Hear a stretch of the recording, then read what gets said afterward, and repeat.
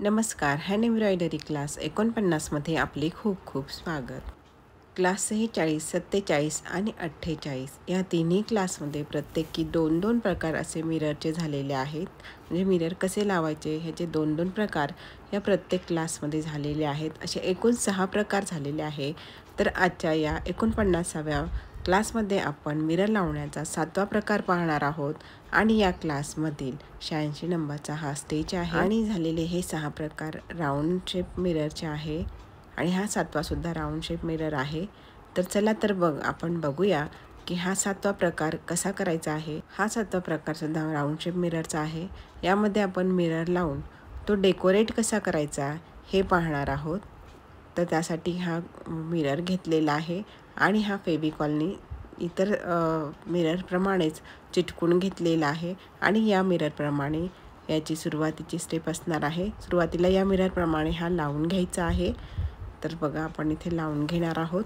Mirror कसा लावायचा हे स्पीडने दाखवणार आहे, कारण आपण याआधी याचप्रमाणे मिरर लावलेले आहेत. बघा याप्रमाणे हे मिरर लावून घ्यायचं आहे आणि आता हा शेवटी इथे निडल खाली टाकायची आणि गाठ मारायची आहे. बघा तर बघा मिरर डेकोरेट करण्यासाठी काही आपल्याला ड्रॉ करायचे आहेत, तिथे लाईन्स ड्रॉ करायचे आहेत. तर कशा ड्रॉ करायचे ते पहा तुम्ही. आता बघा एक वरून आणि म्हणजे चारही साईडनी 4 लाईन्स मारलेल्या आहेत.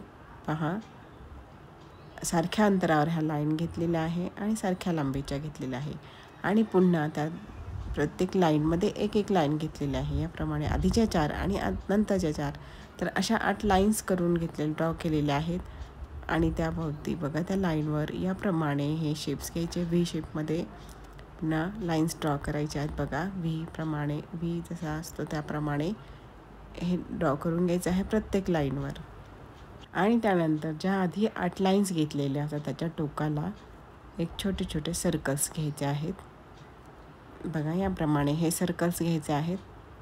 तर या अशाप्रमाणे आपली ही डिझाईन ड्रॉ करून झालेली आहे. आता याच्यावर आपण वर्क करूया. बघा आता या डिझाईनमध्ये स्क्रीनवर दिसत आहे त्याप्रमाणे सर्कलवर जे आपण छोटा सर्कल होता त्या सर्कलवर निडलवर काढलेले आहे आणि तिथे ही टिकली फ्रेंच नॉटने लावत आहे. बघा याप्रमाणे ही फ्रेंच नॉटने टिकली कशी लावायची हे क्लास 11 दाखवलेलं आहे.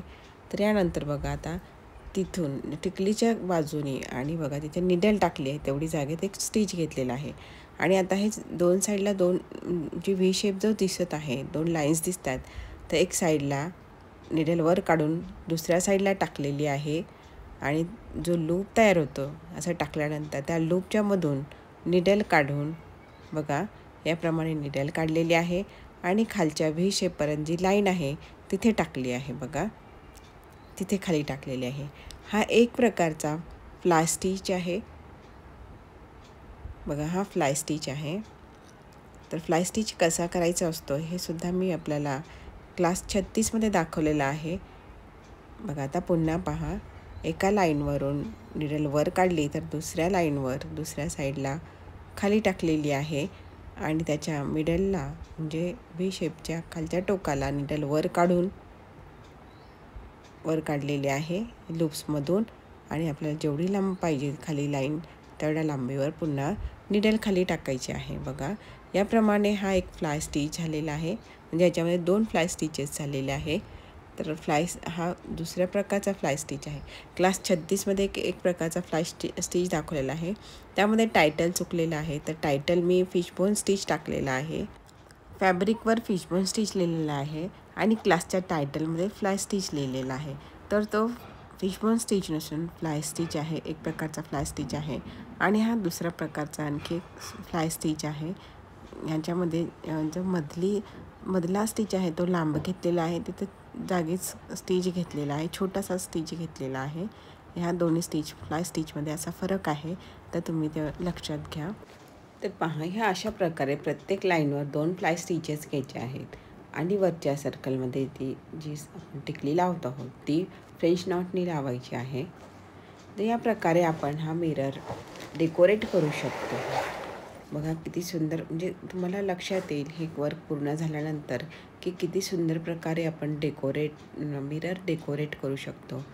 तर ह्या स्टिचच्या बरोबर आणखी हा स्टिच किंवा इतर स्टिचेस वापरून सुद्धा तुम्ही या प्रकारे मिरर डेकोरेट करू शकतात आणि तो तुमच्या फॅब्रिकवर ते वर्क तुम्ही फॅब्रिकवर वापरू शकतात. याप्रमाणे मिरर डेकोरेट करण्यासाठी तुम्ही lazy daisy stitch, button hole stitch किंवा फेदर स्टिच याप्रमाणे स्टिचेस वापरू शकतात. आपण हा मिरर डेकोरेट करून एक प्रकारचं बुटीस तयार झालेली आहे. ही बुटी तुम्ही साडीसाठी, कुर्ती, घागरा ह्यासाठी सुद्धा वापरू शकतात. अतिशय सुंदर अशी ही बुटी तयार झालेली आहे.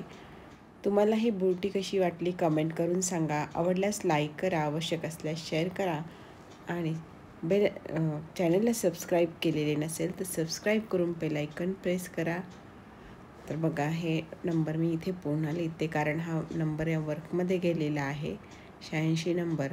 तर आता आपण 8वा प्रकार शिकूया मिरर लावण्याचा 8वा प्रकार आणि क्लासमध्ये 87 नंबरचा स्टिच. तर बघा नेहमीप्रमाणे ही स्क्वेअर सिक्वेन्स चिटकून घेतलेली आहे आणि थोडा वेळ सोडायची आहे. तर त्यासाठी बघा हा थ्रेड घेतलेला आहे. थ्रेडचे 4 पदर घेतलेले आहेत आणि सेम डिटेल 5 नंबरची.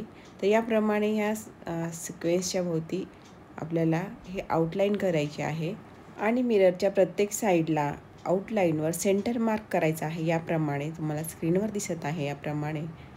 आणि बघा या साईडवर सेंटरला निडलवर काढलेली आहे तर त्याच्या दुसऱ्या साईडला सेंटरवर निडल खाली टाकलेली आहे.